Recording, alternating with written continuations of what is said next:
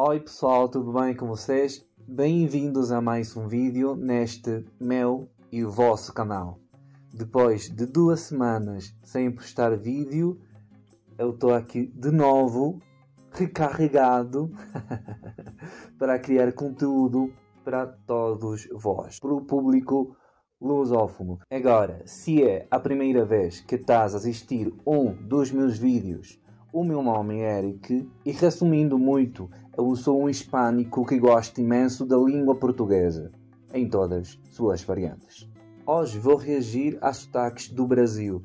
Como é evidente, eu falo com sotaque tuga, então eu acho que desconheço um monte de sotaques do Brasil que estou muito curioso por conhecer. Então, sem mais delongas, vamos começar com o vídeo. Você já se perguntou por que é que existem tantos sotaques no Brasil? O que não falta são variações da nossa língua portuguesa. E nesse vídeo a gente vai explicar a origem de algumas delas. Mas eu já adianto, não tem jeito certo ou errado de falar nessa história não. O vídeo de hoje. Olha, uma das coisas que eu mais gosto do sotaque do Brasil é esse jeito de... a pronúncia do D. Sempre, sobretudo em palavras como cidade, eu gosto muito. Dá uma olhada nessa palavra aqui do lado. Como é que você pronunciaria ela? Porta ou porta? E essa aqui? Você apostou sua grana no bolão ou no bolão? Pois é. Eu acho curioso essas diferenças da pronúncia do R. Porta, eu gosto dessa. Porta. Que de fato tenho escutado uma portuguesa a falar assim, que não sei se o jeito dela, o jeito muito particular dela para falar, ou é uma questão da região de onde ela é. Mas pronto. E porta, que é a pronúncia mais comum no português de Portugal. E eu acho também muito curioso que o espanhol tem mais variantes da pronúncia do R. Muitas mais.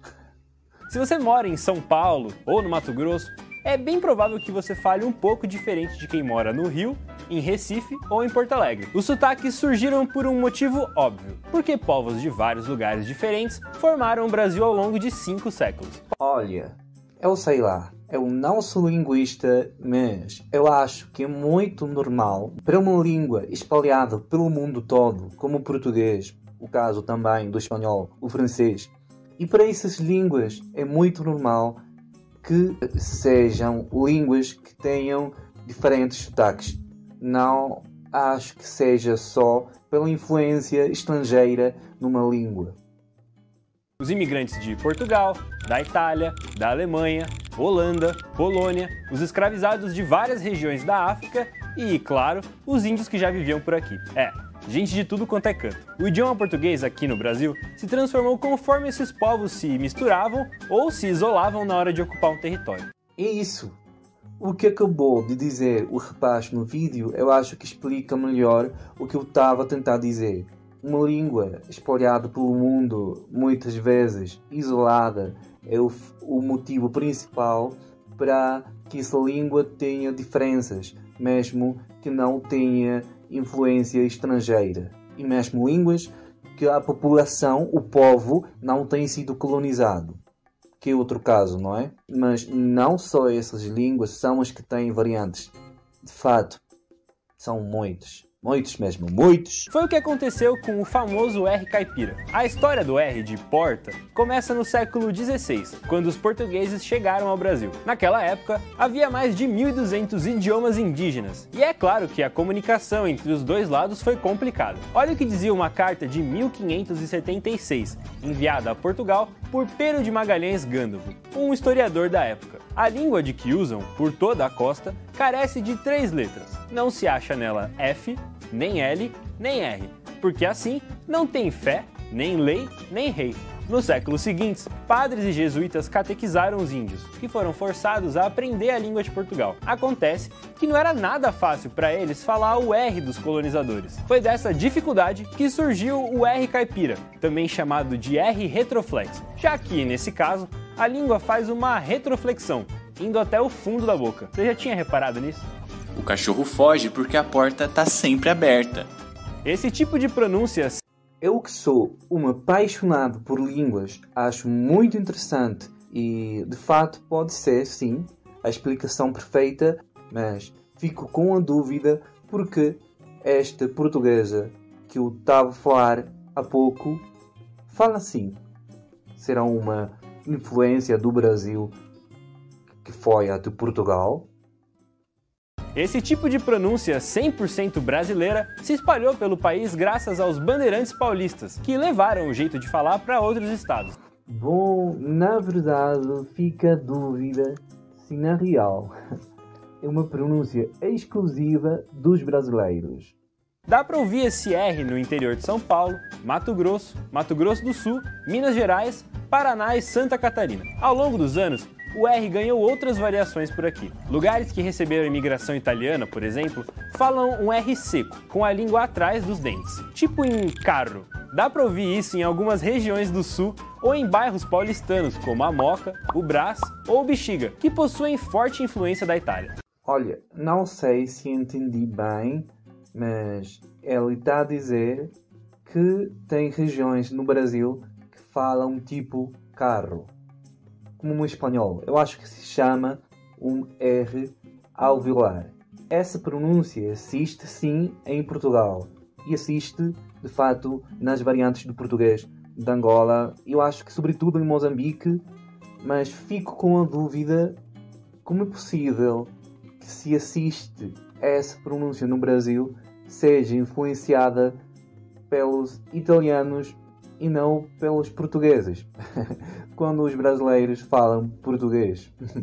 Sei lá, é só uma dúvida. Outro jeitinho famoso de falar o R é o do Rio de Janeiro. Ele surgiu quando a corte portuguesa veio para o Brasil em 1808. Naquela época, o Rio tinha 23 mil habitantes. Quando Dom João VI desembarcou por lá, trouxe com ele uma comitiva de 15 mil pessoas. E não deu outra. Eles ajudaram a definir o sotaque carioca. E Porta, no Rio, virou Porta. E por que é que a corte falava desse jeito? Porque era moda imitar os franceses naquela época. A França, afinal de contas, era o centro cultural e intelectual do mundo. E como o R deles é mais forte, saindo lá do fundo da garganta, a corte portuguesa saía imitando esse jeito de falar. Em pouco tempo, a elite carioca adotou o costume, e aí a coisa pegou. Tem sentido que essa seja a explicação e a razão de porque alguns brasileiros falam assim. E também tem sentido de porque eu gosto da pronúncia porta. Porque eu adoro francês. Olha, aproveito para dizer que se estás a gostar do vídeo, lembra-te de te subscrever ao canal, ativar o sininho, deixar o teu like e o comentário para que o canal continue a crescer. Por falar em carioca, outro sotaque conhecido é o chiado do Rio. Sabe? Esqueci o isqueiro na esquina da escola. Assim como o R, o culpado pelo S com o som de SH foram os portugueses, já que eles falavam com chiado desde sempre. Ele não só pegou no Brasil inteiro, porque em várias regiões mal se falava português. É o caso de São Paulo. Os próprios colonizadores ali falavam um dialeto derivado do Tupi-Guarani, que não tem o S chiado. Outra cidade cheia desse chiado é Florianópolis. A ilha tem um sotaque próprio, aliás. Mofas com a pomba na balaia. É que a capital de Santa Catarina recebeu muitos imigrantes da ilha de Açores e da Ilha da Madeira. Outras cidades do Brasil também receberam portugueses dessas ilhas, como é o caso de Porto Alegre. Mas a capital gaúcha já era bastante populosa, com diversos povos ali, e o sotaque não pegou. Já Florianópolis tinha poucos habitantes, daí não teve jeito. A cidade ganhou um sotaque bem característico. Tu sabes qual é a coisa que eu mais gosto do português? Eu acho que é óbvio, não é? O chiado. E olha, eu tenho percebido que não só nas regiões que o rapaz está a falar existe pessoal que fala chiado. Exemplo, tenho uma amiga que ela é de Recife e ela chia, mas ela nem sequer era consciente disso. Exemplo, ela diz gostar, escola, esquina, mas não diz pessoas. Ela diz pessoas.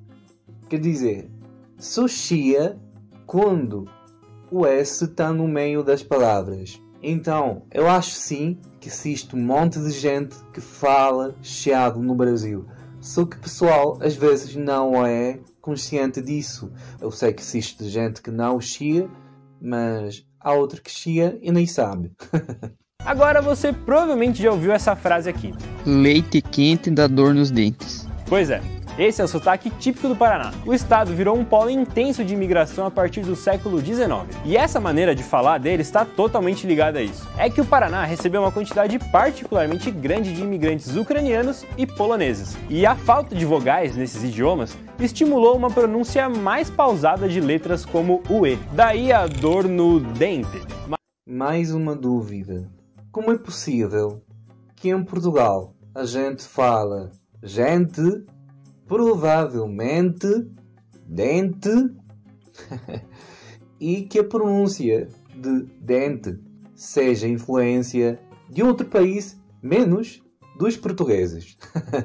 Sei lá. Mas não é só no Paraná que vogais depois de T ou D recebem variações. Em Pernambuco, na Paraíba e no Rio Grande do Norte, a língua vai atrás dos dentes na hora de falar essas letras. Uma mudança sutil, mas que faz diferença. Hoje é dia de visitar a casa da minha tia, lá em Olinda. Dos sotaques que eu mais gosto do Brasil, dos quais eu tenho escutado, porque como eu já disse, provavelmente existe um monte de sotaques que ainda não tenho escutado. Mas pronto, gosto do carioca e dos sotaques do Pernambuco. Eu acho, sei lá, me desculpem, mas eu acho muito fofo.